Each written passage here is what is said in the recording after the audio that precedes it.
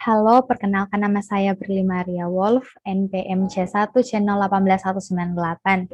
Eh, Di video kali ini saya akan membuat video terkait dengan mata kuliah Akuntansi Keuangan 1 mengenai inventory. PSAK yang mengatur tentang persediaan atau inventory adalah PSAK nomor 14. Persediaan pada perusahaan dagang dan perusahaan manufaktur. Persediaan pada perusahaan dagang adalah persediaan berupa dagangan yang dibeli untuk dijual kembali oleh perusahaan tanpa mengubah bentuk barang tersebut. Sedangkan pada manufaktur, persediaan itu terdiri dari 3. Yang pertama, persediaan bahan baku, yaitu bahan atau barang yang akan diproses. Dan yang kedua, persediaan barang dalam proses, yaitu barang yang belum selesai menjadi barang jadi. Dan yang terakhir adalah persediaan barang jadi, yaitu barang yang siap untuk dijual. Permasalahan dalam penentuan kuantitas persediaan. Penentuan kuantitas barang dagangan adalah menentukan jumlah unit yang masih tersisa setiap akhir periode. Cara penentuan kuantitas tergantung dari sistem pencatatannya. Sistem pencatatannya ada 2, yaitu sistem pencatatan perpetual dan periodik. Sistem pencatatan perpetual yaitu perhitungan dengan menggunakan kartu persediaan. Jadi, persediaan yang masuk dan keluar itu dicatat dalam kartu persediaan. Sedangkan dalam sistem pencatatan periodik, perhitungan dilakukan dengan cara menghitung fisik persediaan. Jadi, persediaannya dihitung secara langsung di gudang persediaan. Permasalahan dalam penentuan kuantitas persediaan. 1. Pengakuan kepemilikan atas barang dalam pengiriman. Permasalahan yang muncul terkait persediaan di akhir periode disebabkan adanya barang dagangan yang sudah dibeli namun masih dalam pengiriman, sehingga pada saat perusahaan melakukan perhitungan, barang dagang tersebut belum sampai di gudang perusahaan. Hal ini menimbulkan masalah, yaitu apakah barang dagang ini akan dihitung sebagai persediaan perusahaan atau tidak. Untuk mengetahuinya, ada 2 syarat kesepakatan peralihan kepemilikan barang dagang tersebut. Syarat yang pertama yaitu FOB Shipping Point, yaitu kesepakatan di mana barang dagang sudah menjadi milik pembeli saat barang dagang keluar dari gudang penjual, sehingga biaya angkut dibayarkan oleh pembeli. Dan yang kedua yaitu FOB Destination Point, kesepakatan di mana barang dagang jadi milik pembeli saat sudah sampai di gudang pembeli, sehingga biaya angkut dibayarkan oleh penjual. Selanjutnya yang kedua yaitu biaya konsinyasi atau barang titipan. Konsinyasi merupakan barang dagang milik perusahaan lain yang dititipkan di perusahaan kita untuk dijualkan sesuai harga yang ditentukan oleh pemilik barang tersebut, dan pendapatan yang diterima perusahaan kita dari selisih antara harga jual dan harga yang harus diserahkan kepada pemilik barang. Jika barang konsinyasi tidak laku terjual, maka yang menanggungnya adalah pemilik barang. Metode penilaian persediaan. Penilaian persediaan adalah menentukan nilai persediaan barang dagang akhir yang akan disajikan dalam laporan posisi keuangan. Ada beberapa metode penilaian persediaan. Yang pertama, metode harga perolehan. Metode harga perolehan dihitung dengan mengalihkan unit yang tersisa dengan harga perolehan per unit. Permasalahan yang muncul ketika dalam satu periode, perusahaan melakukan beberapa kali pembelian dengan harga perolehan yang berbeda-beda. Cara menentukan nilai persediaan yaitu yang pertama harus diidentifikasi khusus. Identifikasi khusus biasanya digunakan perusahaan untuk jenis barang yang memiliki kode unik. Misal, mobil dan motor yang setiap unit memiliki nomor rangka mesin. Yang kedua, asumsi arus harga perolehan. Asumsi harga perolehan terbagi jadi 3. Yang pertama, FIFO, first in, first out, di mana nilai persediaan barang dagang akhir dihitung dengan mengalihkan unit yang tersisa dengan harga perolehan per unit, urut harga perolehan terakhir. Sedangkan harga pokok penjualan pada sistem periodik akan dihitung dengan mengurangkan harga perolehan atas barang yang terjual atau cost of good available for sale dengan nilai persediaan barang dagang akhir. Jika menggunakan sistem perpetual, maka harga pokok penjualan dihitung dengan mengalihkan unit yang terjual dengan harga perolehan per unit urut harga perolehan awal. Yang kedua yaitu LIFO, last in first out.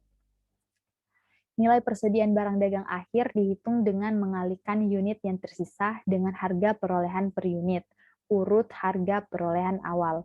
Sedangkan harga pokok penjualan pada sistem periodik akan dihitung dengan mengurangkan harga perolehan atas barang yang terjual atau cost of goods available for sale dengan nilai persediaan barang dagang akhir. Jika menggunakan sistem perpetual, maka harga pokok penjualan dihitung dengan mengalihkan unit yang terjual dengan harga perolehan per unit urut harga perolehan terakhir. LIFO atau last in first out ini tidak diperkenankan lagi oleh IFRS karena nilai persediaan yang disajikan pada laporan posisi keuangan tidak relevan dengan harga yang berlaku di pasar. Yang terakhir adalah average method atau metode rata-rata. Metode rata-rata ini nilai persediaan barang dagang akhir dihitung dengan mengalihkan unit yang tersisa dengan harga perolehan rata-rata per unit. Sedangkan harga pokok penjualan pada sistem periodik akan dihitung dengan mengurangkan harga perolehan atas barang yang terjual atau cost of goods available for sale dengan nilai persediaan barang dagang akhir. Jika menggunakan sistem perpetual, maka harga pokok penjualan dihitung dengan mengalihkan unit yang terjual dengan harga perolehan rata-rata per unit. Untuk menentukan harga perolehan rata-rata per unit, ada dua cara. Yang pertama, rata-rata sederhana, yaitu caranya dengan harga perolehan dikurang rata-rata per unit, sama dengan harga perolehan dalam suatu periode dibagi dengan perolehan harga perolehan, dibagi dengan perubahan harga perolehan.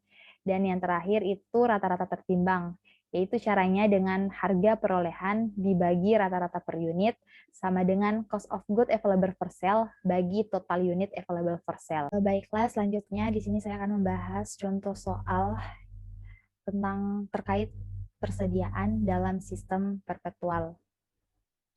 Berikut ini data terkait persediaan barang dagangan dari Najera Incorporation untuk bulan yang berakhir 30 November 2019. Najera menggunakan sistem pencatatan perpetual. Berikut data terkait dengan persediaan barang dagangan Najera selama bulan November. Di sini data-data persediaan selama bulan November dari Najera Incorporation. Diminta berdasarkan asumsi arus kas, harga perolehan, FIFO, LIFO, dan moving average, maka catat transaksi tersebut pada kartu persediaan. Tentukan nilai persediaan barang dagangan akhir, tentukan cost of goods sold, dan terakhir gross profit. Kartu persediaan yang pertama adalah FIFO atau first in, first out.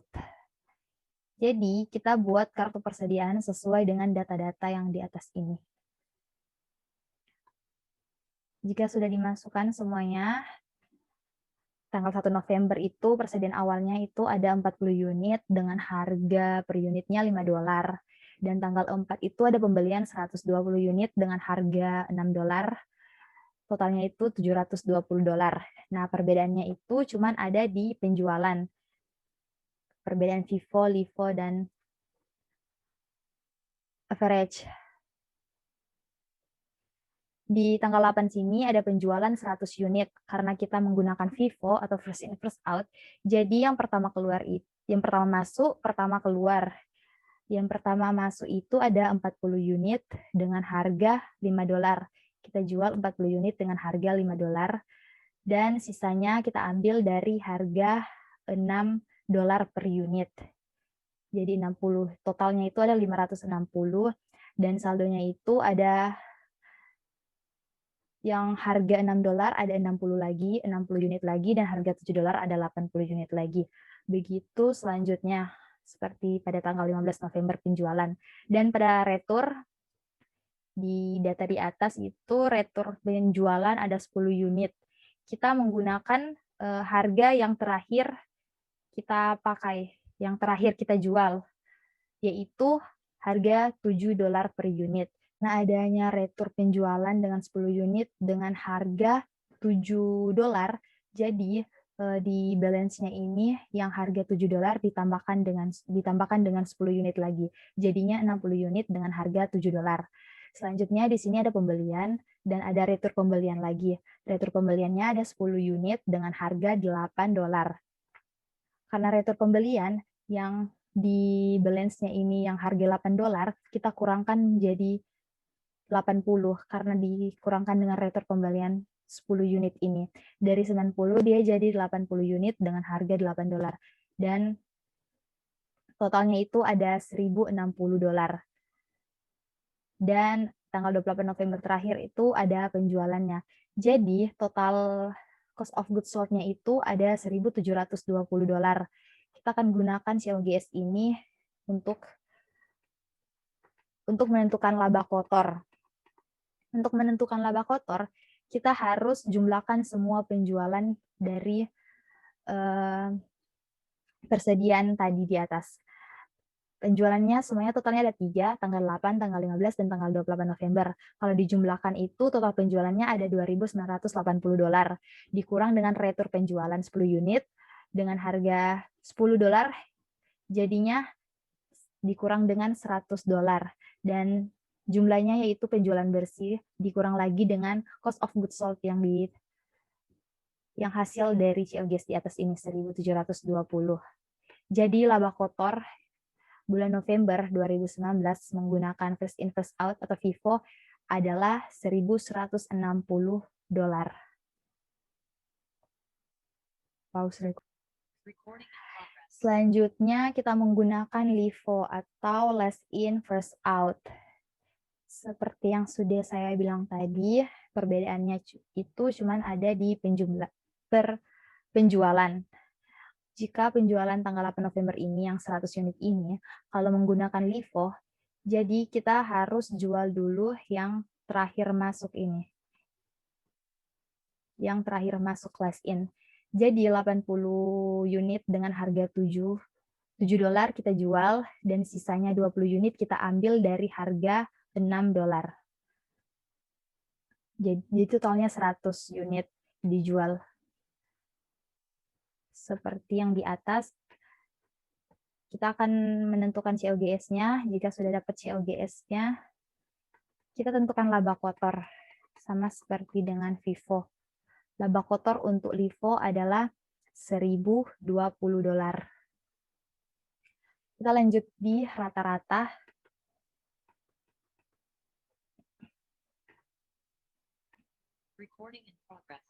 Dan yang terakhir yaitu rata-rata. Kita masuk di metode rata-rata.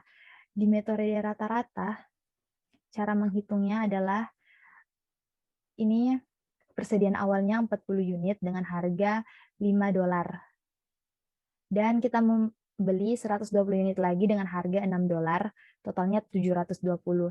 Jadi untuk menghitung rata-rata, kita jumlahkan persediaan awal dengan pembelian ini. Jadi 200 ditambah dengan 720 sama dengan 920. Dan unitnya juga ditambahkan 40 tambah 120 jadi 160.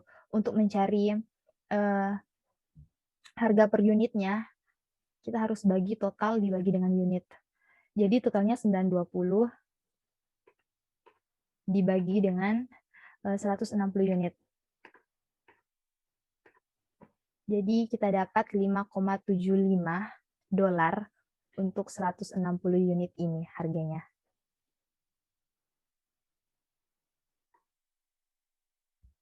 Untuk penjualannya kita nggak perlu menggunakan kayak first in first out. Kita langsung aja di 6,17 ini. Jadi kita menggunakan harga 6,17 ini. Jika penjualannya 100 unit, jadi kita ambil 100 unit dengan harga $6,17. Dan begitu seterusnya. Kita dapat cost of goods sold dari moving average ini dengan total $1.764.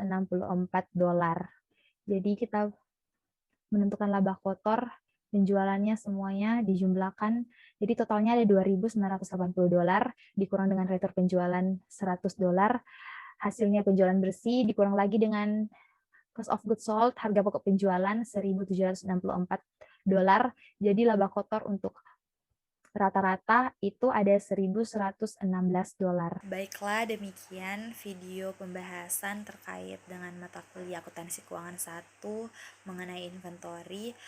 Jika ada salah, saya mohon maaf dan semoga bermanfaat. Sekian dari saya, Prilly Maria Wolf, NPMC 1 Channel 18198. Terima kasih.